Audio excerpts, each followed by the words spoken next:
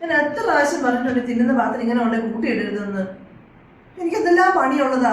At least ഒരു പാത്രമെങ്കിലും കഴുകി വെച്ചുകൂടെ?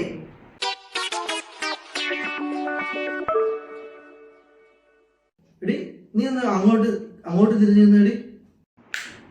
എന്താ നീ എന്താ ഫേഷ്യൽ എന്തെങ്കിലും ചെയ്തോ?